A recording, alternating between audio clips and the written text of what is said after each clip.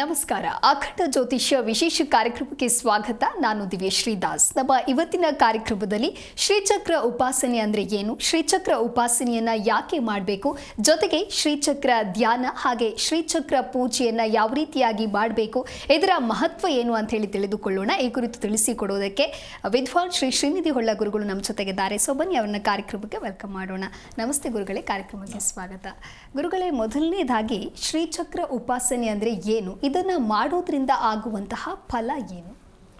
ಶ್ರೀಚಕ್ರವು ಒಂದು ವಿಶೇಷವಾಗಿರತಕ್ಕಂಥ ಶಕ್ತಿ ಉಳ್ಳಂಥದ್ದು. ಇಡೀ ಬ್ರಹ್ಮಾಂಡವನ್ನೇ ನಾವು ಅದರಲ್ಲಿ ಚಿಂತನೆಯನ್ನು ಮಾಡ್ಬೋದು, ಅಥವಾ ಬ್ರಹ್ಮಾಂಡದ ಎಲ್ಲ ಮಜಲುಗಳನ್ನು ಇರುವಂಥ ಎಲ್ಲ ದೇವತೆಗಳನ್ನು ಆ ಒಂದು ಬಿಂದುವಿನಲ್ಲಿ ಇರುವಂಥದ್ದು. ಇದು ವಿಶೇಷವಾಗಿ ಲಲಿತಾ ತ್ರಿಪುರ ಸುಂದರಿ ಹಾಗೂ ದಶಮಹಾವಿದ್ಯೆಯಲ್ಲಿ ಬರುವಂಥ ಹಲವಾರು ರೀತಿಯಾಗಿರ್ತಕ್ಕಂಥ ದೇವತೆಗಳನ್ನು ಒಳಗೊಂಡಿರುವಂಥದ್ದು. ಶ್ರೀಚಕ್ರ ಅನ್ನುವಂಥದ್ದು 9 ಪರಸ್ಪರ ಗೆರೆಗಳನ್ನು ಹೆಣೆದುಕೊಂಡು ತ್ರಿಕೋಣಗಳಿಂದ ಕೂಡಿರುವಂಥದ್ದನ್ನು ಶ್ರೀಚಕ್ರ ಅಂತೇಳಿ ಹೇಳ್ತೇವೆ. ಇದರ ಮಧ್ಯದಲ್ಲಿರುವಂತಹ ಬಿಂದು ಸುತ್ತ ಜೋಡಿಸಲ್ಪಟ್ಟ ತ್ರಿಕೋಣಗಳು ಅನ್ನುವಂಥದ್ದು ಸ್ತ್ರೀ ಶಕ್ತಿ ಸ್ವರೂಪವನ್ನು ತೋರಿಸ್ತದೆ. ಹಾಗೆ ಪುರುಷ ಶಕ್ತಿಯನ್ನು ಸಮೇತ ಪ್ರತಿನಿಧಿಸುವಂಥ ಒಂದು ಚಕ್ರ ಆಗಿದೆ ಅನ್ನುವಂಥದ್ದು ಇಲ್ಲಿ ಚಿಂತಿಸಬೇಕಾಗಿರ್ತಕ್ಕಂಥ ವಿಷಯ. ಹಾಗೆ ಇದರಿಂದ ಏನು ಅನುಕೂಲತೆಗಳಾಗ್ತದೆ ಅನ್ನುವಂಥದ್ದು ವಿಮರ್ಶೆ ಮಾಡುವಾಗ ಮರಣರಹಿತವಾಗಿರ್ತಕ್ಕಂಥ ಮೋಕ್ಷ ಸಾಮ್ರಾಜ್ಯವನ್ನು ಕೊಡಲಿಕ್ಕೆ ಒಂದು ಯಾವುದರಿಂದನಾದರೂ ಕಾರಣ ಇದೆ ಅಥವಾ ಸಾಧ್ಯ ಇದೆ ಅಂತ ಹೇಳಿದರೆ ಅದು ಶ್ರೀಚಕ್ರ ಆರಾಧನೆಯಿಂದ ಮಾತ್ರ. ಹಾಗಾದರೆ ಈ ಶ್ರೀಚಕ್ರದಲ್ಲಿ ಯಾವ ಯಾವ ದೇವರುಗಳಿರ್ತಾರೆ ಅನ್ನುವಂಥದ್ದು ನೋಡಿದಾಗ ದಶಮಹಾವಿದ್ಯೆಯ ಅಷ್ಟು ದೇವತೆಗಳು ಇಲ್ಲಿ ನಾವು ಆರಾಧನೆಯನ್ನು ಪಡೆದುಕೊಳ್ತವೆ. ಅದರಲ್ಲಿ ವಿಶೇಷವಾಗಿ ಕಾಳಿ, ತಾರಾ, ತ್ರಿಪುರ ಸುಂದರಿ, ಭುವನೇಶ್ವರಿ, ಭೈರವಿ, ಚಿನ್ನಮಸ್ತ, ಹಾಗೆ ಧೂಮಾವತಿ, ಬಗಲಾಮುಖಿ, ಮಾತಂಗಿ, ಹಾಗೆ ಕಾಮಲಾತ್ಮಿಕ ಅನ್ನುವಂತಹ 10 ದೇವತೆಗಳು. ಈ 10 ದೇವತೆಗಳು ಸಮೇತ ದಶಮಹಾವಿದ್ಯೆಯಲ್ಲಿ ಪೂಜೆಗೊಳ್ಳುವಂಥದ್ದು. ಇದು ವಿಶೇಷವಾಗಿರ್ತಕ್ಕಂಥ ಶಕ್ತಿ ಉಳ್ಳಂಥದ್ದು. ಹಾಗೆ ಇದು ಎಲ್ಲರೂ ಸಮೇತ ಇದನ್ನು ಆರಾಧನೆ ಮಾಡಲಿಕ್ಕೆ ಸಾಧ್ಯತೆ ಇಲ್ಲ. ಅನಾದಿ ಕಾಲದಲ್ಲಿ ಹಲವಾರು ರೀತಿಯಾಗಿರ್ತಕ್ಕಂಥ ಪೂಜೆ ಪುನಸ್ಕಾರಗಳೆಲ್ಲ ಇತ್ತು. ಉದಾಹರಣೆಗೆ ಮೀನಾಕ್ಷಿ, ಮಧುರೈ ಮೀನಾಕ್ಷಿ ಅನ್ನುವಂಥದ್ದು ಒಂದು ಕಾಲದಲ್ಲಿ ತುಂಬ ರೌದ್ರ ರೂಪವಾಗಿರುವಂಥದ್ದು. ಹೇಗೆ ಅಂತ ಕೇಳಿದ್ರೆ ರಾತ್ರಿ ಹೊತ್ತು ಅಲ್ಲಿ ಯಾರೂ ಜನ ಓಡಾಡ್ಲಿಕ್ಕೆ ಆಗ್ತಾ ಇರಲಿಲ್ಲ, ಹೆದರ್ತಾ ಇದ್ರು ಜನ. ಆಗ ಶಂಕರಾಚಾರ್ಯರು ಏನು ಮಾಡಿದರು ಅಂತ ಕೇಳಿದ್ರೆ ಅವಳನ್ನು ಒಂದು ಪಗಡೆ ಆಟದಲ್ಲಿ ಕೂರಿಸಿ ಅವಳನ್ನು ಗೆರೆಗಳನ್ನು ಎಳಿತಾ ಬರ್ತಾರೆ. ಎಳೆದು ಅದನ್ನು ದಿಗ್ಬಂಧನ ಮಾಡಿ ಬಿಡ್ತಾರೆ. ಅಂದರೆ ಸಾತ್ವಿಕವಾಗಿರ್ತಕ್ಕಂಥ ಗುಣಕ್ಕೆ ತಂದು ಬಿಡ್ತಾರೆ. ಆ 9 ಗೆರೆಗಳು 9 ನವಗ್ರಹಗಳನ್ನು ಸೂಚನೆ ಮಾಡುವಂಥದ್ದು. ಹಾಗೆ ಅದರಿಂದ ಏರ್ಪಟ್ಟಂತಹ ಈ ತ್ರಿಕೋಣ ಅನ್ನುವಂಥದ್ದು ಒಂದೊಂದು ತ್ರಿಕೋಣದಲ್ಲೂ ಒಂದೊಂದು ಬಿಂದುವಿನಲ್ಲೂ ಆಯಾ ದೇವತೆಗಳನ್ನು ಆವಾಹನೆ ಮಾಡಿ ಅದಕ್ಕೆ ಪೂಜೆ ಪುನಸ್ಕಾರಾದಿಗಳನ್ನು ಮಾಡುವಂಥದ್ದು ಅಂತೇಳಿ. ಅದರಲ್ಲಿ 9 ಆವರಣ ಪೂಜೆಗಳಿರ್ತದೆ. ಒಂದೊಂದು ಆವರಣ ಪೂಜೆಯಲ್ಲೂ ಇನ್ನೂ ಹಲವಾರು ರೀತಿಯಾಗಿರ್ತಕ್ಕಂಥ ದೇವತೆಗಳನ್ನು ಹೇಳಿದ್ದಾರೆ. ಇದನ್ನು ಆರಾಧನೆ ಮಾಡುವಂಥದ್ದು ಸುಮ್ಮನೆ ನಾವು ಮನೆಯಲ್ಲಿಟ್ಕೊಂಡು ಅದಕ್ಕೊಂದು ಹಾಲು ತುಪ್ಪ ನೀರನ್ನು ಹಾಕದೆ ಅನ್ನುವಂಥದ್ದು ಮಾಡಲಿಕ್ಕಿಲ್ಲ. ಯಾಕೆ ಅಂತ ಕೇಳಿದರೆ ನಾವು ಈಗ ನಮ್ಮ ಈ ಭಾಗದಲ್ಲಿ ಕಾಣಿಸ್ತಿರುವಂತಹ ಶ್ರೀಚಕ್ರವನ್ನು ನೋಡಿದಾಗ ನಮಗೆ ಗೊತ್ತಾಗ್ತದೆ ಅಲ್ಲಿರುವಂಥ ತ್ರಿಕೋಣಗಳು, ಅಲ್ಲಿರುವಂಥ ಬಿಂದುಗಳು. ಆ ಬಿಂದುವಿಗೆ ಪ್ರತಿಯೊಂದು ಬಿಂದುವಿಗೂ ಸಮೇತ ಒಂದೊಂದು ರೀತಿಯಾಗಿರ್ತಕ್ಕಂಥ ದೇವತೆಗಳಿದ್ದಾರೆ. ಆ ಪ್ರತಿಯೊಂದು ತ್ರಿಕೋಣಕ್ಕೂ ದೇವತೆಗಳಿದ್ದಾರೆ. ಅದಕ್ಕೆ ಅರ್ಚನೆಗಳು, ಆವರಣಗಳು ಅಂತೇಳಿ ಹೇಳ್ತಾರೆ. ಆವರಣ ಪೂಜೆಗಳನ್ನೆಲ್ಲ ಮಾಡಬೇಕು. ಹಾಗೆ ಇದನ್ನು ವಿಶೇಷವಾಗಿ ತಗಡು ಅಂತ ಹೇಳಿದರೆ ಲೋಹದ ವಸ್ತುಗಳಿಂದನೇ ಮಾಡಬೇಕು. ಈಗಿನ ಕಾಲಘಟ್ಟದಲ್ಲಿ ಪ್ಲಾಸ್ಟಿಕ್ಕಿಂದು ಬರ್ತದೆ, ನಂತರದಲ್ಲಿ ಇನ್ನೊಂದು ಮರದ್ದು ಬರ್ತದೆ. ಮರದ್ದು ಪೂಜೆ ಮಾಡಲಿಕ್ಕೆ ಯೋಗ್ಯ ಅಲ್ಲ. ಯಾಕೆ ಅಂತ ಕೇಳಿದ್ರೆ ಅದನ್ನು ಪೂಜೆ ಮಾಡೋದ್ರಿಂದ ಅನರ್ಥಗಳೇ ಶುರು ಆಗ್ತದೆ ಬಿಟ್ಟರೆ. ಯಾಕಂದರೆ ಈ ಶ್ರೀಚಕ್ರ ಅನ್ನುವಂಥದ್ದೆಲ್ಲ ತುಂಬ ಈ ಒಂಥರ ಪವರ್ ಪಾಯಿಂಟ್ ಇದ್ದಂಗೆ ಅಂತ ಹೇಳಿದ್ರೆ ತುಂಬ ಶಕ್ತಿಯ ಸಮೂಹ ಅಂತ ಹೇಳ್ಬೋದು. ಯಾಕೆಂದರೆ ಇರುವಂಥ ದೇವತೆಗಳು, ಕಾಳಿ ಅನ್ನುವಂಥವಳು, ಅದನ್ನು ನೋಡುವಾಗ ಈ ಅವತಾರ ಪುರುಷರನ್ನು ಚಿಂತನೆ ಮಾಡ್ಬೋದು. ಅದರಿಂದ ಕೃಷ್ಣನನ್ನು ಚಿಂತನೆ ಮಾಡ್ಬೋದು. ಹಾಗೆ ಇನ್ನು ತಾರಾಯಿಂದ ಮತ್ಸ್ಯಾವತಾರವನ್ನು ಚಿಂತನೆ ಮಾಡ್ಬೋದು. ಹಾಗೆ ತ್ರಿಪುರ ಸುಂದರಿಯಿಂದ ಪರಶುರಾಮನನ್ನು ಚಿಂತನೆ ಮಾಡ್ಬೋದು. ಹಾಗೆ ನೋಡುವಾಗ ಭುವನೇಶ್ವರಿಯಿಂದ ವಾಮನನನ್ನು, ಭೈರವನಿಂದ ಬಲರಾಮನನ್ನು, ಹಾಗೆ ಚಿನ್ನಮಸ್ತದಿಂದ ನಾರಸಿಂಹನನ್ನು, ಧೂಮಾವತಿಯಿಂದ ವಾರಾಹಿಯನ್ನು, ಬಗಲಾಮುಖಿಯಿಂದ, ಹೀಗೆ ಹಲವಾರು ರೀತಿಯಾಗಿರುವಂಥ ಉಲ್ಲೇಖಗಳುಂಟು. ಹಾಗಾಗಿ ಇದನ್ನು ಸರಿಯಾಗಿ ತಿಳಿದು ಪೂಜೆ ಮಾಡಬೇಕು. ಏನೋ ಸುಮ್ಮನೆ ಮನೆಯಲ್ಲಿಟ್ಟೆ, ಒಂದು ಸ್ವಲ್ಪ ಹಾಲು ಹಾಕಿದೆ, ಇನ್ನೊಂದಿಷ್ಟೇನೋ ಹೂ ಹಾಕಿದೆ, ಇನ್ನೊಂದಿಷ್ಟು ಗಂಧ ಇಟ್ಟೆ, ಆ ಥರ ಮಾಡಬಾರ್ದು. ಇದಕ್ಕೆ ವಿಶೇಷವಾಗಿ ಪೂಜೆ ಗೊತ್ತಿದ್ದವ್ರ ಹತ್ರ ಮಾಡಿಸ್ಬೇಕು. ಅನರ್ಥಗಳನ್ನು ಮಾಡಿದರೆ ಇದು ತುಂಬ ಪೆಟ್ಟು ಕೊಡ್ತದೆ. ಇದಕ್ಕೆ ಮೊದಲು ಏನು ಬೇಕು ಅಂತ ಕೇಳಿದ್ರೆ ಭಕ್ತಿ ಶ್ರದ್ಧೆ ಎಲ್ಲ ನೆಕ್ಸ್ಟ್. ಆದರೆ ಇದಕ್ಕೆ ಏನು ಅಂತ ಕೇಳಿದರೆ ಮಡಿ ಪ್ರಾಧಾನ್ಯತೆ. ಇದು ತುಂಬ ಮಡಿಯಿಂದ ಮಾಡಬೇಕು. ಯಾಕಂದರೆ ಅದರಲ್ಲಿರುವಂಥ ದೇವತೆ ಒಂದೆರಡಲ್ಲ, ಸುಮಾರಷ್ಟು ದೇವಾನುದೇವತೆಗಳು ಅದರಲ್ಲಿ ಸನ್ನಿಹಿತರಾಗಿದ್ದಾರೆ. ಹಾಗಾಗಿ ಅದು ಮೋಕ್ಷ ಸಾಮ್ರಾಜ್ಯವನ್ನು ಕೊಡುವಂಥದ್ದು. ಅದಕ್ಕೆ ಮುಖ್ಯವಾಗಿ ಲಲಿತಾ ತ್ರಿಪುರ ಸುಂದರಿ ಆರಾಧನೆ, ಯಾಕಂದರೆ ಲಲಿತಾ ಸಹಸ್ರನಾಮದಿಂದ ಅರ್ಚನೆ ಮಾಡುವಂಥದ್ದನ್ನು ಹೇಳಿದ್ದಾರೆ. ಹಾಗೆ ತ್ರಿಶತಿಯನ್ನು ಅರ್ಚನೆ ಮಾಡುವಂಥದ್ದು ಹೇಳಿದ್ದಾರೆ. ಅಷ್ಟೋತ್ತರ ಶತ ಅರ್ಚನೆಗಳನ್ನು ಮಾಡುವಂಥದ್ದು ಹೇಳಿದ್ದಾರೆ. ಅಷ್ಟಾವಿಂಶತಿ ಅರ್ಚನೆ ಮಾಡುವಂಥದ್ದು ಹೇಳಿದ್ದಾರೆ. ಹಾಗೆ ಷೋಡಶೋಪಚಾರ ಪೂಜೆಗಳನ್ನು ಹೇಳಿದ್ದಾರೆ. ಹಾಗಾಗಿ ಅದನ್ನು ತಿಳಿದು ಮಾಡುವಂಥದ್ದು ಉತ್ತಮ ಅನ್ನುವಂಥದ್ದು ಇಲ್ಲಿ ಗಮನಿಸಬೇಕಾಗಿರ್ತಕ್ಕಂಥ ವಿಷಯ.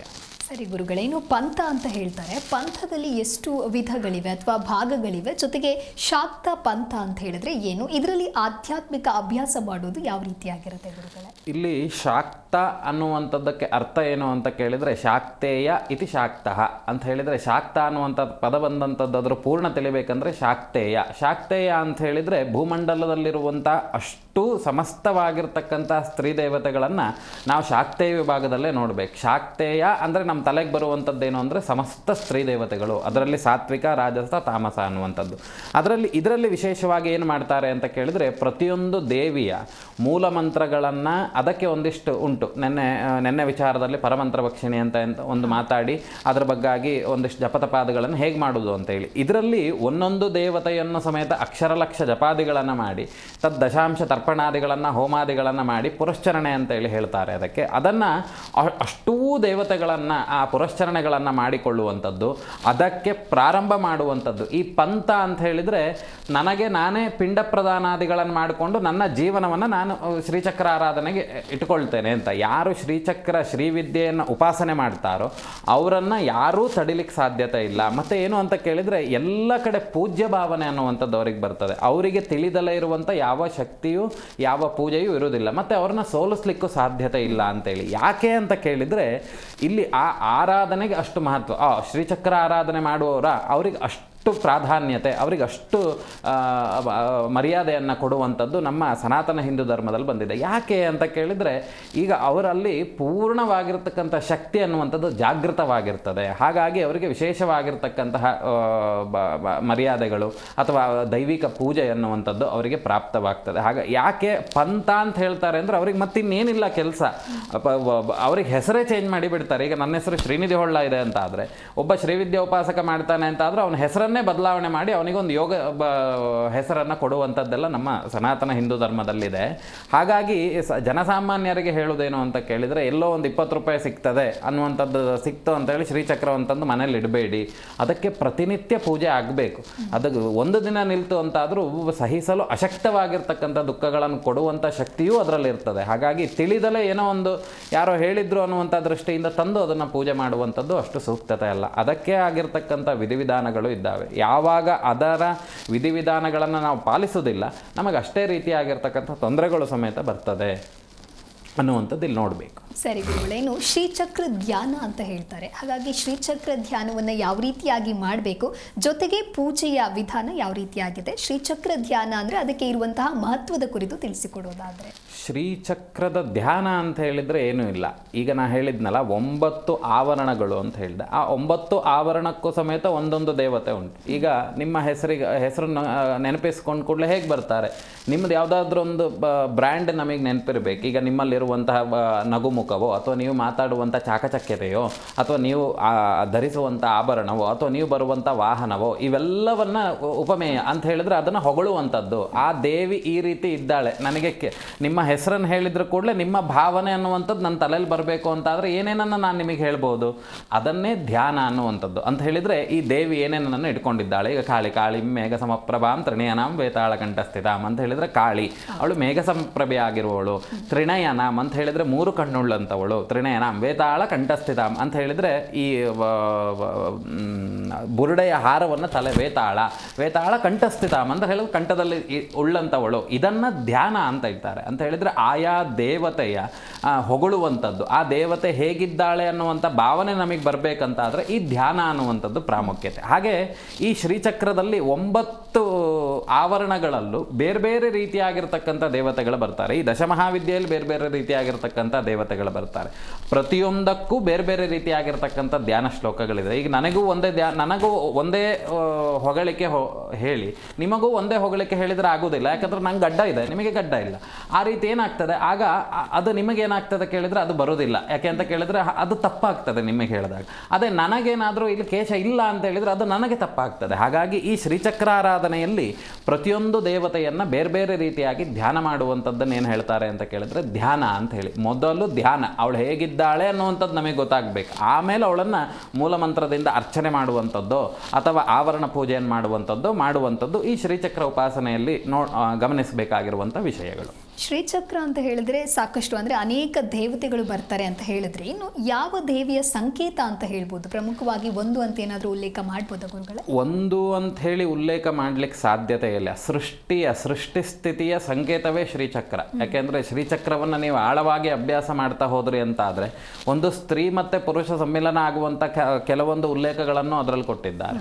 ಹಾಗೆ ಇನ್ನೊಂದು ನೋಡುವಾಗ ಲಲಿತಾ ತ್ರಿಪುರ ಸುಂದರಿ, ಲಲಿತಾ ಪರಮೇಶ್ವರಿ ಅನ್ನುವಂಥವಳನ್ನು ನಾವು ಪ್ರಧಾನವಾಗಿ ತಗೊಳ್ಬೋದು. ಲಲಿತಾ ಸಹಸ್ರನಾಮಗಳಿಂದ ಅರ್ಚನೆ ಮಾಡುವಂಥದ್ದು. ಈ ಲಲಿತಾ ಸಹಸ್ರನಾಮ ಅರ್ಚನೆ ಮಾಡಬೇಕಂದ್ರೆ ಇನ್ನೊಂದಿಷ್ಟು ಮಂತ್ರಗಳ ಉಪದೇಶ ಇರಬೇಕು. ಹಾಗೆ ಇದನ್ನು ಮಾಡಲಿಕ್ಕೆ ಬರಲ್ಲ.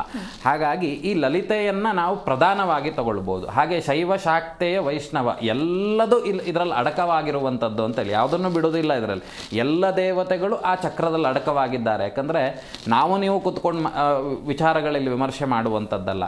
ಸೃಷ್ಟಿ, ಈ ಭೂಮಿನೇ ಬೆಂಗಳೂರು ಬಿಡುವ, ಈ ಕರ್ನಾಟಕ ಬಿಡುವ, ಭಾರತವನ್ನು ಬಿಡುವ, ಸೃಷ್ಟಿ ಬ್ರಹ್ಮಾಂಡ ಅನ್ನುವಂಥದ್ದೇನಿದೆ ಅದರ ಪರಿಪೂರ್ಣ ಕಲ್ಪನೆ, ಅಲ್ಲಿ ಆಗು ಹೋಗುಗಳು ಏನೇನಾಗ್ತದೆ, ಯಾವ್ಯಾವ ಶಕ್ತಿಗಳುಂಟು ಅವೆಲ್ಲವೂ ಈ ಶ್ರೀಚಕ್ರದಲ್ಲಿ ಅಡಕವಾಗಿದೆ. ಅದು ಒಂದೇನು ಅಂತ ಕೇಳಿದರೆ ಒಂದು ಪವರ್ ಎನರ್ಜಿ ಅನ್ನುವಂಥದ್ದು. ಹಾಗಾಗಿ ಅದನ್ನು ಆರಾಧನೆ ಮಾಡುವಂಥದ್ದು ಹೇಳಿದ್ದಾರೆ. ಖಡ್ಗಮಾಲಾ ಸ್ತೋತ್ರಗಳನ್ನು ಹೇಳಿ ಅದಕ್ಕೆ ಅರ್ಚನೆ ಮಾಡುವಂಥದ್ದು. ಹಾಗೆ ಈ 9 ಆವರಣಗಳನ್ನು ಸಮೇತ 9 ಆವರಣ ಹೇಗಿರ್ತದೆ ಅಂತ ಕೇಳಿದರೆ ಶ್ರೀಚಕ್ರದ ಆ ಬಿಂದುಗಳು, ಆ ತ್ರಿಕೋಣಗಳನ್ನು ಪೂಜೆ ಮಾಡುವಂಥದ್ದು. ಪ್ರತಿಯೊಂದಕ್ಕೂ ಅಂಗನ್ಯಾಸ ಕರನ್ಯಾಸಾದಿಗಳನ್ನು ಮಾಡಿಕೊಳ್ಳೋದು, ಮೂಲಮಂತ್ರ ಜಪವನ್ನು ಮಾಡುವುದು, ಅರ್ಚನೆ ಮಾಡುವಂಥದ್ದು. ಇದು ಶ್ರೀಚಕ್ರ ಆರಾಧನೆ ಮಾಡುವಂಥ ವಿಧಿಗಳನ್ನು ಹೇಳಿದ್ದಾರೆ. ಸರಿ ಗುರುಗಳೇನು ತ್ರಿಪುರ ಸುಂದರಿ ದೇವಿಯನ್ನು ಒಲಿಸಿಕೊಳ್ಳೋದು ಹೇಗೆ? ಅಂದರೆ ಅದಕ್ಕೆ ಮಂತ್ರ ಆಗಿರ್ಬೋದು ಅಥವಾ ಪೂಜೆ ಏನಾದರೂ ಇದೆಯಾ? ಈ ಕುರಿತು ತಿಳಿಸಿಕೊಡೋದಾದರೆ. ತ್ರಿಪುರ ಸುಂದರಿ ಅನ್ನುವಂಥದ್ದೇ ಒಂದು ತ್ರಿಪುರ ಸುಂದರಿ ಅಂತ ಹೇಳಿದರೆ ಅಂತ ಹೇಳಿದರೆ ಮೂರು ಪುರ ಅಂತ ಹೇಳಿದರೆ ಭುವರ್ಲೋಕ ಸ್ವರ್ಲೋಕ ಆಗಿರಬಹುದು, ಅಥವಾ ಈ 3 ಕಾಲಗಳಾಗಿರಬಹುದು, ಭೂತ ಭವಿಷ್ಯತ್ ವರ್ತಮಾನ ಕಾಲಗಳಲ್ಲಾಗಿರಬಹುದು. ಅವಳು ಮಹಾ ತ್ರಿಪುರ ಸುಂದರಿ ಅನ್ನುವಂಥದ್ದು. ಅವಳು ಹಿಂದೆ ಏನಾಗಿದ್ಲು, ರೌದ್ರ ಅಂತ ಹೇಳಿದರೆ ತುಂಬ ಸಿಟ್ಟಿರುವಂಥವಳು. ಅವಳನ್ನು ಆಟದಲ್ಲಿ ಇದು ಮಾಡಿ 9 ಗೆರೆಗಳನ್ನು ಹಾಕಿ ಅವಳನ್ನು ಶ್ರೀಚಕ್ರದಲ್ಲಿ ದಿಗ್ಬಂಧನ ಮಾಡಿದಂಥದ್ದು ಶಂಕರಾಚಾರ್ಯರು. ಹಾಗಾಗಿ ಅವಳನ್ನು ಆರಾಧನೆ ಇದಮಿತ್ತಮ್ ಅನ್ನುವಂಥದ್ದಿಲ್ಲ. ಎಲ್ಲ ಆ ದೇವಿಗೆ ಆ ಖಡ್ಗಮಾಲಾ ಸ್ತೋತ್ರಗಳಿಂದ ಅರ್ಚನೆ ಮಾಡುವಂಥದ್ದು, ಲಲಿತಾ ತ್ರಿಪುರ ಸುಂದರಿಯನ್ನು ಆರಾಧನೆ ಮಾಡುವಂಥದ್ದು, ಇದೆಲ್ಲ ವೈದಿಕವಾಗಿರ್ತಕ್ಕಂತಹ ಮಾರ್ಗಗಳು. ಯಾಕೆಂದರೆ ಇದನ್ನು ಆರಾಧನೆ ಮಾಡಬೇಕು ಅಂತಾದರೆ ಇದಮಿತ್ತಮ್ ಅನ್ನುವಂಥದ್ದಿದೆ. ಅಂತ ಹೇಳಿದರೆ ಬ್ರಹ್ಮ ಕುಟುಂಬದವರು ಆರಾಧನೆ ಮಾಡ್ತಾರೆ. ನಂತರದಲ್ಲಿ ಅದಕ್ಕೆ ಬೇಕಾಗಿರ್ತಕ್ಕಂಥ ಕೆಲವೊಂದು, ನಾನು ಆಗಲೇ ಹೇಳಿದೆ, ನಮಗೆ ನಾವೇ ಇದು ಪಿಂಡ ಪ್ರದಾನಾದಿಗಳನ್ನೆಲ್ಲ ಮಾಡುವಂಥದ್ದು. ಯಾಕೆ ಅಂತ ಕೇಳಿದರೆ ಇದನ್ನು ಆರಾಧನೆ ಮಾಡಲಿಕ್ಕೆ ಅದೆಲ್ಲ ಒಂದಿಷ್ಟು ಕ್ವಾಲಿಟೀಸ್ ಅಂತ ಹೇಳಿ, ಇದನ್ನು ಬಿಟ್ಟು ನಾವು ಆ ಕಡೆ ಹೋದ್ವಾ ಮತ್ತಿಲ್ಲಿ ಪೆಟ್ಟು ತಿನ್ನೋದು. ಹಾಗಾಗಿ ತ್ರಿಪುರ ಸುಂದರಿ ಒಂದನ್ನೇ ಹೊಲಿಸ್ಕೊಳ್ಳುವಂಥದ್ದಲ್ಲ. ಇಲ್ಲಿ ತ್ರಿಪುರ ಸುಂದರಿ ಅನ್ನುವಂಥದ್ದು ಉಂಟು, ತಾರಾ ಅನ್ನುವಂಥದ್ದು ಉಂಟು, ಕಾಳಿ ಅನ್ನುವಂಥದ್ದು ಒಂದು, ಇನ್ನು ಚಿನ್ನಮಸ್ತ ಅನ್ನುವಂಥದ್ದಿದೆ. ಆ ಚಿನ್ನಮಸ್ತ ಅನ್ನುವಂಥದ್ದಕ್ಕೆ ತಲೆಯೇ ಇಲ್ಲ. ಆ ದೇವಿಯ ಕುತ್ತಿಗೆಯಿಂದ ಹೊರಟಂಥ ಒಂದು 5-6 ತಲೆಗಳೆಲ್ಲ ಹೀಗೆಲ್ಲ ಇರ್ತದೆ. ಕತ್ತಿನಲ್ಲಿ ಮುಂಡಮಾಲೆಗಳನ್ನು ಧರಿಸಿರ್ತಾಳೆ. ಇನ್ನೂ ಉಗ್ರವಾಗಿರ್ತಕ್ಕಂಥ ದೇವತೆಗಳೆಲ್ಲ ಸಾತ್ವಿಕ ರೂಪದಲ್ಲಿ ಇಲ್ಲಿ ದಿಗ್ಬಂಧನ ಮಾಡಿಟ್ಟಿದ್ದಾರೆ. ಹಾಗಾಗಿ ಇಲ್ಲಿ ಶ್ರೀಚಕ್ರದಲ್ಲಿ ಯಾವುದೋ ಒಂದು ದೇವತೆಯನ್ನು ಆರಾಧನೆ ಮಾಡುವಂಥದ್ದು ಸರ್ವತಾ ಅಲ್ಲ. ಇದನ್ನು ಆ ಸಮೂಹವನ್ನೇ ಆರಾಧನೆ ಮಾಡುವಂಥದ್ದನ್ನು ಈ ಆರಾಧನೆ, ಶ್ರೀಚಕ್ರ ಆರಾಧನೆಯಲ್ಲಿ ಗಮನಿಸ್ಬೋದು. ಹಲವಾರು ರೀತಿಯಾಗಿರ್ತಕ್ಕಂಥ ವಿಧಿವಿಧಾನಗಳಿದ್ದಾವೆ ಇದರಲ್ಲಿ. ಇದನ್ನು ಮಧ್ಯರಾತ್ರಿಯಲ್ಲೂ ಮಾಡುವವರಿದ್ದಾರೆ, ಸಂಜೆ ಕಾಲದಲ್ಲಿ ಮಾಡುವವರಿದ್ದಾರೆ, ತಾಂತ್ರಿಕರು ಮಧ್ಯರಾತ್ರಿಯಲ್ಲಿ ಮಾಡುವವರಿದ್ದಾರೆ, ಅದಕ್ಕೆ ವಿಶೇಷವಾಗಿರ್ತಕ್ಕಂಥ ನೈವೇದ್ಯಾದಿಗಳನ್ನು ಕೊಡುವವರಿದ್ದಾರೆ, ಇದನ್ನು ತಮೋರೂಪಿಯಾಗಿಯೂ ಆರಾಧನೆ ಮಾಡುವವರಿದ್ದಾರೆ. ಮಾಡುವಂಥ ವಿಧಿವಿಧಾನಗಳು ನಮ್ಮ ಸನಾತನ ಹಿಂದೂ ಧರ್ಮದಲ್ಲಿದ್ದಾವೆ. ಹಾಗಾಗಿ ಇದನ್ನು ಸರಿಯಾದ ರೀತಿಯಲ್ಲಿ ಯಾರು ಆರಾಧನೆ ಮಾಡ್ತಾರೆ, ಯಾರು ಉಪದೇಶಾದಿಗಳನ್ನು ತಗೊಂಡಿದ್ದಾರೆ, ಯಾರು ಪುರಶ್ಚರಣೆಯನ್ನು ಮಾಡಿದ್ದಾರೆ, ಅವರ ಮೊರೆ ಹೊಕ್ಕು ಅವರಿಂದ ಆ ಪೂಜೆಯನ್ನು ಮಾಡಿಸುವಂಥದ್ದು ಉತ್ತಮ. ಯಾಕಂದರೆ ನಮಗೆ ಹಿಂದೂ ಮುಂದೆ ಗೊತ್ತಿಲ್ಲದಲ್ಲೇ ನಾವೆಲ್ಲ ಒಂದು 20 ರೂಪಾಯಿಗೆ ಸಿಕ್ತು ಶ್ರೀಚಕ್ರ ಅಂತೇಳಿ ತಂದು ಪೂಜೆ ಮಾಡುವಂಥದ್ದು ಸರ್ವತಾ ತಪ್ಪು. ಅದು ಮತ್ತೆ ಇನ್ನೇನಾಗ್ತದೆ, ದೇವತಾ ಕೋಪಕ್ಕೆ ಹೋಗ್ತದೆ. ಯಾಕೆ ಅಂತ ಕೇಳಿದರೆ ನೋಡಿ, ನಮ್ಮ ಕುಲದೇವರನ್ನು ಬಿಟ್ವಿ ಇಲ್ಲಿ. ಅಲ್ಲಿ ಯಾವುದೋ ಶ್ರೀಚಕ್ರ ಕಾಣಿಸ್ತು, ತಂದು ಮನೇಲಿಟ್ವಿ, ಪೂಜೆ ಮಾಡಿದ್ವಿ. ಇಲ್ಲಿ ಕುಲದೇವಿಯಾಗಿ ಕುಲದೇವನಾಗಿ ನಮ್ಮ ಕುಟುಂಬವನ್ನು ರಕ್ಷಣೆ ಮಾಡಿದಂಥ ದೇವರನ್ನ ಯಾವಾಗಿಂದ ಪಿತಾಮಹ ಪ್ರಪಿತಾಮಹ ತಂದೆ ಅವರ ತಂದೆ ಕಾಲದಿಂದ ಆರಾಧನೆ ಮಾಡ್ಕೊಂಡು ಬಂದಂಥ ದೇವತೆಗಳನ್ನು ಇಲ್ಲೇ ಬಿಟ್ವಿ, ನಾವು ಇನ್ನೊಂದನ್ನು ಆರಾಧನೆ ಮಾಡಿದರೆ ಇದು ಎಂಥ ದೊಡ್ಡ ಶಕ್ತಿ ಆದರೂ ಇಲ್ಲಿ ಇದು ಏನಾಗ್ತದೆ, ತಾಯಿ ಅನ್ನುವಂಥದ್ದು. ಹೇಗೆ ಮಕ್ಕಳು ತಾಯಿ ಅನ್ನೋದನ್ನು ಬಿಟ್ಟು ಪಕ್ಕದ ಮನೆಯವ್ರನ್ನ ತಾಯಿ ಅಂದಾಗ ಆಗ್ತದೆ ಅನ್ನುವಂಥ ದೃಷ್ಟಿಯಿಂದ ಮೊದಲು ಕುಲದೇವತಾ ಅನುಗ್ರಹ, ಕುಲದೇವತಾ ಪೂಜೆನ ಅನಾದಿ ಕಾಲದಿಂದ ಮಾಡಿಕೊಂಡು ಬಂದು ಅವರು ತುಂಬ ಶಾಸ್ತ್ರ ರೀತಿಯಲ್ಲಿ, ವೈದಿಕ ರೀತಿಯಲ್ಲಿ, ಧರ್ಮ ರೀತಿಯಲ್ಲಿದ್ದರು ಅಂತ ಆದರೆ ಈ ರೀತಿಯಾಗಿರ್ತಕ್ಕಂಥ ಪೂಜೆಗಳು ಮಾಡುವಂಥ ಯೋಗಯೋಗ್ಯತೆಗಳು ಆ ಒಂದು ಕುಟುಂಬಕ್ಕೆ ಒದಗ್ತದೆ ಅನ್ನುವಂಥದ್ದು ಗ್ರಾಹ್ಯ. ಗುರುಗಳೇ ಹೇಳ್ತಾ ಇದ್ರಿ ಶ್ರೀಚಕ್ರ ಪೂಜೆ ಅಂತ ಹೇಳಿದ್ರೆ ಬಹಳ ವಿಶೇಷವಾಗಿರುವಂತಹ ಪೂಜೆ ಅಂತ ಹೇಳಿ, ಅದಕ್ಕೆ ಅದರದೇ ಆಗಿರ್ತಕ್ಕಂತಹ ಮಹತ್ವ ಇದೆ ಅಂತ ಹೇಳಿ. ಆದರೆ ಕೆಲವೊಂದಿಷ್ಟು ಜನಕ್ಕೆ ಗೊತ್ತಿಲ್ಲದಾಗ ಏನೋ ಪೂಜಾ ವಿಧಿವಿಧಾನ ತಪ್ಪಾಗಿ ಮಾಡಿದಾಗ ಆಗುವಂಥ ಸಮಸ್ಯೆಗಳು ಏನು ಅಂತ ಹೇಳಿ. ಸಮಸ್ಯೆಗಳು ಬುದ್ಧಿಭ್ರಮಣೆಯೂ ಆಗಬಹುದು, ಇದ್ದಕ್ಕಿದ್ದ ಹಾಗೆ ಅವರು ಇರುವಂಥ ದೇಶವನ್ನು ತೊರಿಬೋದು, ಅಥವಾ ಮಾನಸಿಕವಾಗಿ ಖಿನ್ನತೆಗೆ ಒಳಗಾಗಬಹುದು. ಯಾಕೆ ಅಂದರೆ ಇದೆಲ್ಲ ಉಗ್ರ ದೇವತೆಗಳು ಅಂತ ಹೇಳಿ ಅವರನ್ನು ಸಂಹಾರ ಮಾಡ್ಬೋದು, ಅಥವಾ ಅವರಿಗೆ ಈ ಜೀವನದಲ್ಲಿ ಮರಣ ಸೂಚಕಗಳು ಅನ್ನುವಂಥದ್ದು ತುಂಬ ರೌದ್ರವಾಗಿ ಸಿಗ್ಬೋದು. ಕೆಲವರು ಮರಣವನ್ನು ನೀವು ನೋಡಿರ್ಬೋದು, ಹೇಗೆ ಅಂತ ಕೇಳಿದರೆ ತುಂಬ ಏನೂ ಸಿಗುವುದಿಲ್ಲ ಕೈಗೆ, ಅದನ್ನೆಲ್ಲ ಹಿಡ್ಕೊಂಡು ಬರಬೇಕು ಅಂತ. ಯಾಕೆ ಅಂದರೆ ಅದೆಲ್ಲ ಅನಾಚಾರಗಳು. ಯಾಕೆ ಅಂತ ಕೇಳಿದರೆ ಈಗ ನಾವು ನಾನು ನಿಮ್ಮನ್ನು ಮಾತಾಡುವಾಗ ಒಳ್ಳೆ ರೀತಿಯಿಂದ ಗೌರವ ಕೊಟ್ಟು ಮಾತಾಡಿದ್ರೆ ಆಗ್ತದೆ. ಬರೀ ಮಾತಾಡ್ತಿದ್ರು ಕೂಡಲೇ ಅವಾಚ್ಯ ಪದಗಳು ತೆಗೆದು ಹೊಡೆಯೋದೆಲ್ಲ ಮಾಡಿದ್ರೆ ನೀವೇನು ಮಾಡ್ತೀರಿ? ನೀವು ಒಂದು ಪೊಲೀಸ್ ಸ್ಟೇಷನಿಗೆ ಕಂಪ್ಲೇಂಟ್ ಕೊಡ್ತೀರಿ, ಅಥವಾ ನೀವು ನನ್ನನ್ನು ಇದು ಯಾವುದು ಸಾಧ್ಯತೆ ಇಲ್ಲ, ಇನ್ನು ನಿಮಗೆ ಕೋಪ ಬಂತು ಅಂದರೆ ನೀವು ಏನೂ ಮಾಡ್ಬೋದು. ಹಾಗೆ ತೊಂದರೆಗಳು ಏನೇನಾಗ್ತದೆ ಅಂತ ಹೇಳಲಿಕ್ಕೆ ಸಾಧ್ಯವೇ ಇಲ್ಲ. ಯಾಕೆಂದರೆ ನೋಡಿ, ಕಾಳಿಯ ಸ್ವರೂಪವನ್ನು ತಗೊಂಡಾಗ ಅವಳು ರೌದ್ರ ರೂಪದಲ್ಲಿರ್ತಾಳೆ, ಅವಳು ನಮ್ಮನ್ನು ಸಂಹಾರನೂ ಮಾಡ್ಬೋದು. ಇನ್ನು ತಾರಾವನ್ನು ತಗೊಂಡಾಗ ಏನಾಗ್ತದೆ ಕೇಳಿದರೆ ಬುದ್ಧಿಗೆ ಸಂಬಂಧಿತವಾಗಿ ಅವಳು ಭ್ರಮಣೆಯನ್ನು ಮಾಡಬಹುದು. ಅಥವಾ ತ್ರಿಪುರ ಸುಂದರಿಯನ್ನು ತಗೊಂಡಾಗ ಇನ್ನೊಂದು ಏನಾಗ್ತದೆ ಕೇಳಿದರೆ ನಮ್ಮಲ್ಲಿರುವಂಥ ವಿದ್ಯೆ ಯಾವುದಾದ್ರೂ ಆಗಿರಬಹುದು. ಈಗ ನನಗೆ ಮಂತ್ರಗಳು ಗೊತ್ತಿದೆ ಅಂತ ಆದರೆ ಅದನ್ನೇ ಮರೆತು ಹೋಗುವಂತೆ ಮಾಡ್ಬೋದು. ಹಾಗೆ ಇದರಲ್ಲಿ ಏನು ಅಂತ ಕೇಳಿದ್ರೆ ಹಲವಾರು ರೀತಿಯಾಗಿರ್ತಕ್ಕಂತಹ ರೋಗರುಜಿನಗಳು, ಕಂಡು ಕೇಳಿರೋದಂಥ ರೋಗರುಜಿನಗಳು ಬರ್ಬೋದು, ಏನೂ ಮಾಡ್ಬೋದು. ಅದು ದೇವರ ಚಿಂತನೆ. ನಾವೇನು ಒಳ್ಳೇದಾಗಲಿ ಅಂತ ಆಚರಣೆಯನ್ನು ಮಾಡಲಿಕ್ಕೆ ಹೋಗಿ ಇನ್ನೊಂದು ಅನಾಚಾರಗಳಾಗಿರ್ಬೋದು, ಆಗಬಾರ್ದು ಅನ್ನುವಂಥದ್ದು. ಮನೆಯಲ್ಲಿ ಮಾಂಸಾಹಾರಗಳನ್ನು ಮಾಡ್ತಾ ಇರ್ತಾರೆ, ಅದೆಲ್ಲವೂ ಸಮೇತ ಏನಾಗ್ತದೆ, ಆ ಒಂದು ದೈವಿಕ ಶಕ್ತಿಗಳನ್ನು ಎಲ್ಲ ಬದಲಾವಣೆ ಮಾಡ್ತಾ ಬರ್ತದೆ, ತತ್ವಗಳನ್ನು ಬದಲಾವಣೆ ಮಾಡ್ತದೆ. ಹೇಗೆ ಈಗ ಒಬ್ಬ ದೊಡ್ಡ ಮಿನಿಸ್ಟ್ರನ್ನು ತಂದು ಕೂರಿಸಿ ಅವನು ಸರಿಸಮನಾಗಿ ಒಬ್ಬ ಭಿಕ್ಷುಕನನ್ನು ಕೂರಿಸಿದ್ರೆ ಇವನು ಸುಮ್ಮನೆ ಇರ್ತಾನೆ. ಯಾಕೆ ಸುಮ್ಮನೆ ಇರೋದಿಲ್ಲ ಅಂತ ಕೇಳಿದ್ರೆ ಆ ತತ್ವಗಳು ಬದಲಾವಣೆ ಆಗ್ತದೆ. ಹಾಗಾಗಿ ಈ ಆರಾಧನೆ ಮಾಡುವಂಥ ವಿಧಿವಿಧಾನಗಳಲ್ಲಿ ಎಳ್ಳಷ್ಟು ಏನಾದರೂ ತೊಂದರೆ ಆಯಿತು ಅಂತ ಆದರೆ ಆ ಕಟ್ಟಿಟ್ಟ ಬುತ್ತಿಯೇ ಅದು ತೊಂದರೆಯನ್ನು ಅನುಭವಿಸಲಿಕ್ಕೆ. ಯಾಕೆ ಅಂತ ಕೇಳಿದರೆ ನಾವು ಹೊಸದಾಗಿ ಶುರು ಮಾಡಿರೋದು, ನಮ್ಮ ತಂದೆ ಮಾಡಲಿಲ್ಲ, ಅವ್ರ ತಂದೆ ಮಾಡಲಿಲ್ಲ. ಯಾಕೆಂದರೆ ಇದಕ್ಕೆ ಪೂಜೆ ಮಾಡಲಿಕ್ಕೊಂದು ಬೇಕು, ಶಾಸ್ತ್ರಾಧಾರ ಅನ್ನುವಂಥದ್ದು ಬೇಕು. ಯಾರು ಮಾಡಿದ್ರು ಹಿಂದೆ ಅನ್ನುವಂಥದ್ದು, ನಮ್ಮಪ್ಪ ತಂದಿಟ್ಟಿದ್ರು, ನಮ್ಮಪ್ಪ ಪೂಜೆ ಮಾಡ್ತಿದ್ರು, ಅದಕ್ಕೆ ಉಂಟಾ ನಿಮ್ಮಲ್ಲಿ ಅಷ್ಟು ಆರಾಧನೆ ಇದ್ದಿದ್ದೇ ಹೋದಂತಾದರೆ ಇವುಗಳನ್ನು ಆರಾಧನೆ ಮಾಡಲಿಕ್ಕೇನು ಸಮಸ್ಯೆ ಇರೋದಿಲ್ಲ. ಇಲ್ಲ ಅಂತ ಆದರೆ ತಿಳಿದಂಥವ್ರ ಹತ್ರ ಮಾಡಿಸಿ ತತ್ ಪ್ರಣೀತವಾಗಿರ್ತಕ್ಕಂಥ ಪ್ರಸಾದವನ್ನು ನೀವು ತಗೊಳ್ಳೋದ್ರಿಂದ ಪೂರ್ಣ ಫಲ ಪ್ರಾಪ್ತಿ ಆಗ್ತದೆ ಅನ್ನುವಂಥದ್ದು ಇಲ್ಲಿ ಗ್ರಾಹ್ಯ. ಯಾಕೆ ಅಂತ ಕೇಳಿದರೆ ಏನೋ ಅನಾಚಾರಗಳನ್ನು ಮಾಡಿ ನಾವಿಲ್ಲಿ ಪೆಟ್ಟು ತಿನ್ನೋದಕ್ಕಿಂತ ತಿಳಿದಂಥವ್ರ ಹತ್ರ ಮಾಡಿಸಿ ಆ ಪ್ರಸಾದವನ್ನು ನಾವು ತಗೊಳ್ಳುವಂಥದ್ದು ಉತ್ತಮ ಅನ್ನುವಂಥದ್ದು ನಮ್ಮ ಅಭಿಪ್ರಾಯ. ಸರಿ ಗುರುಗಳೇ, ಇನ್ನು ಆಗುವಂತಹ ತೊಂದರೆಗಳಿಗೆ ಏನಾದರೂ ಪರಿಹಾರ ಮಾರ್ಗ ಇದೆಯಾ ಅಂತ ಹೇಳಿ ಮತ್ತೆ ಮಾತನಾಡ್ತಾ ಹೋಗೋಣ. ಅದಕ್ಕೂ ಮುನ್ನ ಕಾಲರ್ ಒಬ್ರು ರೆಡಿ ಇದ್ದಾರೆ. ನಮಸ್ತೆ. ನಮಸ್ತೆ. ನಿಮ್ಮ ಹೆಸರು? ಗೋಪಾಲ್ ಕೃಷ್ಣ ಅಂತ. ಎಲ್ಲಿಂದ ಕರೆ ಮಾಡ್ತಾ ಇದ್ದೀರಾ? ರಾಮನಗರದಿಂದ. ಓಕೆ, ಗುರುಗಳಿದ್ದಾರೆ, ಮಾತನಾಡಿ ಸರ್. ನಮಸ್ತೆ. ನಮಸ್ತೆ ಗುರುಗಳೇ. ಹಾಂ ಹೇಳಿ ಗುರುಗಳೇ. ನನ್ನ ಡೇಟ್ ಆಫ್ ಬರ್ತ್ ಬಂದು 21/2/92. 21/2/92. 297. 92 ಸರ್. 92. ಹಾಂ ಸರಿ.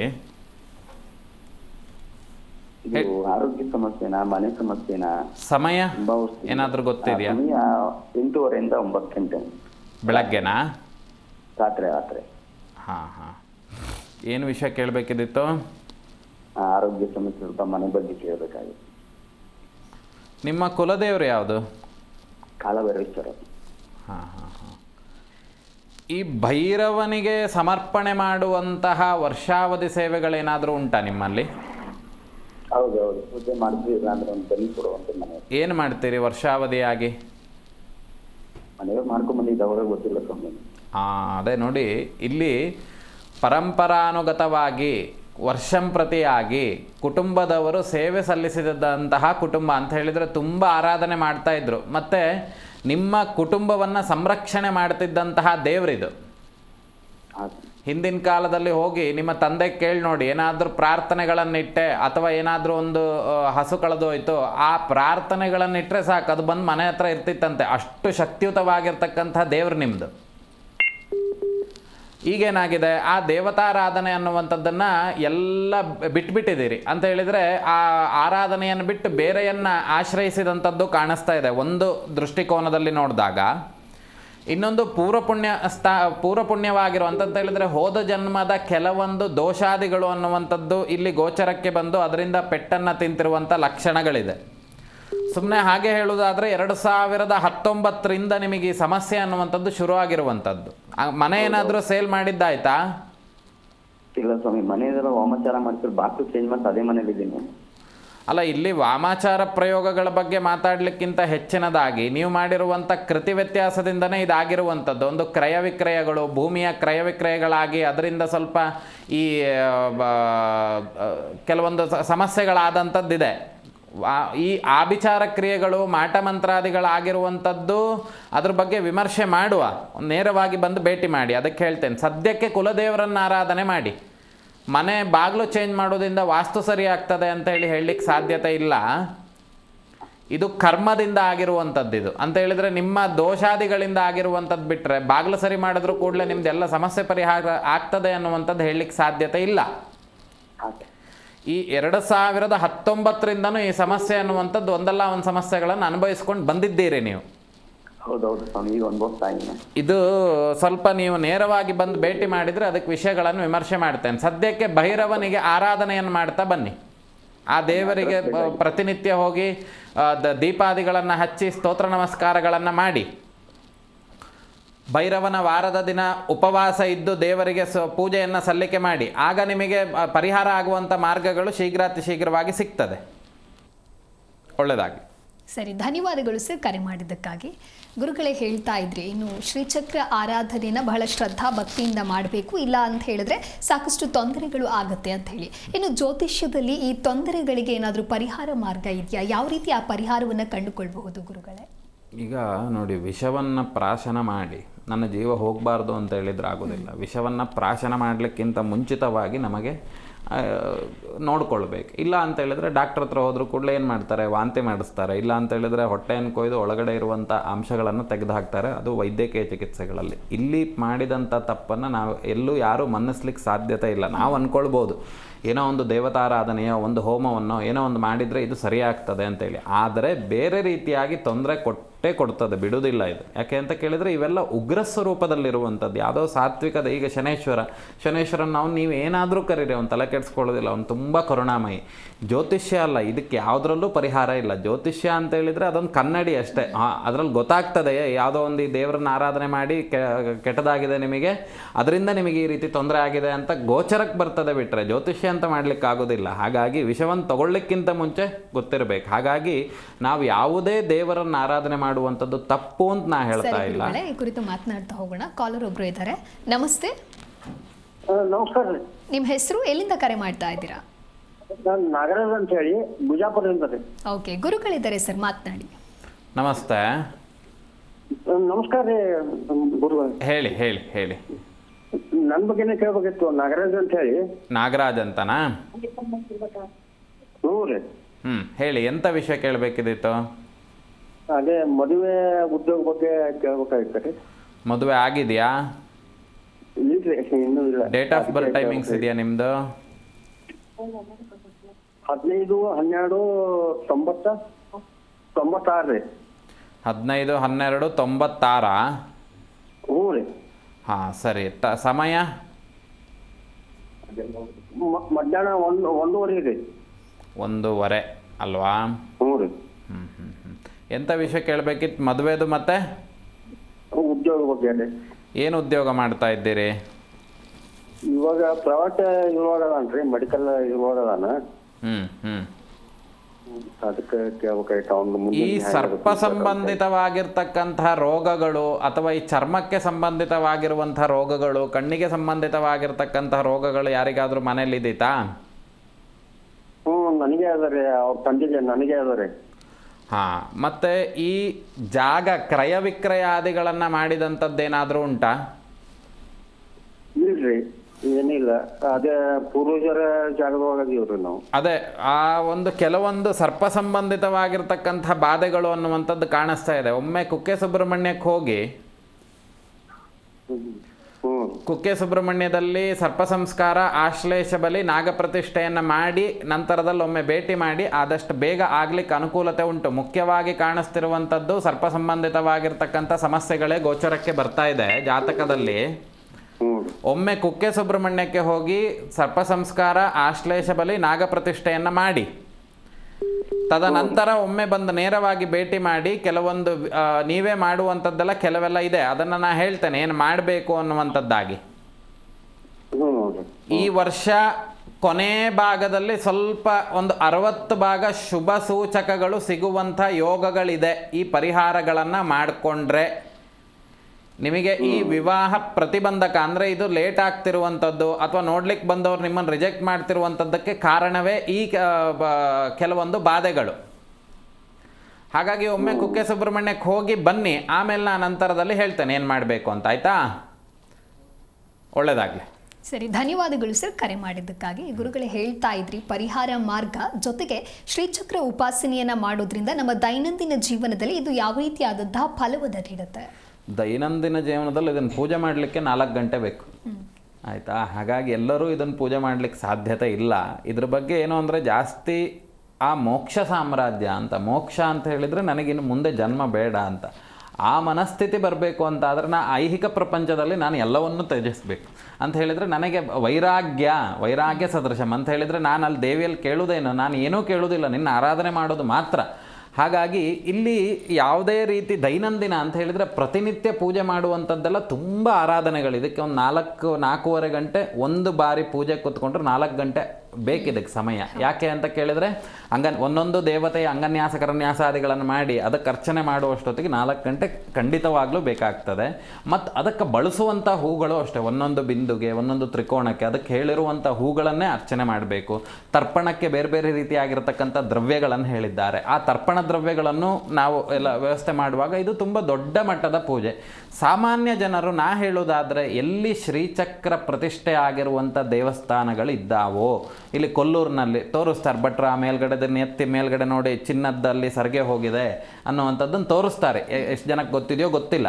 ಹಾಗೆ ಅಲ್ಲೆಲ್ಲ ಏನು ಅಂತ ಕೇಳಿದರೆ ಶ್ರೀಚಕ್ರ ಪ್ರತಿಷ್ಠೆ ಆಗಿರುವಂಥದ್ದು. ಹೊರನಾಡು ಅನ್ನಪೂರ್ಣೇಶ್ವರಿ, ಹಾಗೆ ಮೀನಾಕ್ಷಿ, ಇಲ್ಲೆಲ್ಲ ಶ್ರೀಚಕ್ರ ಅರ್ಚನೆ ಪ್ರತಿನಿತ್ಯ ಇರುವಂಥದ್ದು. ಇನ್ನು ಕೆಲವು ಕಡೆ ಉತ್ತರದ ಕಡೆ ಎಲ್ಲ ಶಿವಲಿಂಗದ ಮೇಲೆ ಶ್ರೀಚಕ್ರಗಳನ್ನು ಪ್ರತಿನಿತ್ಯ ಬರೆದು ಅರ್ಚನೆ ಮಾಡ್ತಾರೆ. ಹಾಗಾಗಿ ಅಂತಹ ದೇವಸ್ಥಾನಗಳಿಗೆ ಹೋಗಿ ಯಥಾನುಶಕ್ತಿ ಸೇವೆಗಳನ್ನು ಮಾಡುವಂಥದ್ದು ಉತ್ತಮ ಅನ್ನುವಂಥದ್ದು ನಮ್ಮ ಅಭಿಪ್ರಾಯ. ಇನ್ನು ನಮ್ಮ ಕಾರ್ಯಕ್ರಮಕ್ಕೆ ಆಗಮಿಸಿ ಶ್ರೀಚಕ್ರದ ಪೂಜೆ ಜೊತೆಗೆ ಉಪಾಸನೆಯ ಮಹತ್ವವನ್ನು ತಿಳಿಸಿಕೊಟ್ಟಿದ್ದೀರಾ. ಬಹಳ ಅರ್ಥಪೂರ್ಣವಾಗಿ ತಿಳಿಸಿಕೊಟ್ಟಿದ್ದಕ್ಕೆ ಜೊತೆಗೆ ಕಾರ್ಯಕ್ರಮಕ್ಕೆ ಆಗಮಿಸಿದ್ದಕ್ಕಾಗಿ ಧನ್ಯವಾದಗಳು ಗುರುಗಳೇ. ನೋಡಿದ್ರಲ್ವ ವೀಕ್ಷಕರೇ, ನಮ್ಮ ಇವತ್ತಿನ ಕಾರ್ಯಕ್ರಮದಲ್ಲಿ ಶ್ರೀಚಕ್ರ ಪೂಜೆ ಅಂದರೆ ಏನು, ಯಾವ ರೀತಿಯಾಗಿ ಆರಾಧನೆ ಜೊತೆಗೆ ಇದರ ವಿಶೇಷತೆ ಹಾಗೆ ಮಹತ್ವವನ್ನು ಗುರುಗಳು ಬಹಳ ಅರ್ಥಪೂರ್ಣವಾಗಿ ತಿಳಿಸಿಕೊಟ್ಟಿದ್ದಾರೆ. ಇದಾಗಿತ್ತು ಇವತ್ತಿನ ಅಖಂಡ ಜ್ಯೋತಿಷ್ಯ ಕಾರ್ಯಕ್ರಮದ ವಿಶೇಷ. ನೋಡ್ತಾ ಇರಿ ಜೀ ಕನ್ನಡ ನ್ಯೂಸ್, ಸತ್ಯವೇ ಸುದ್ದಿಯ ಜೀವಾಳ.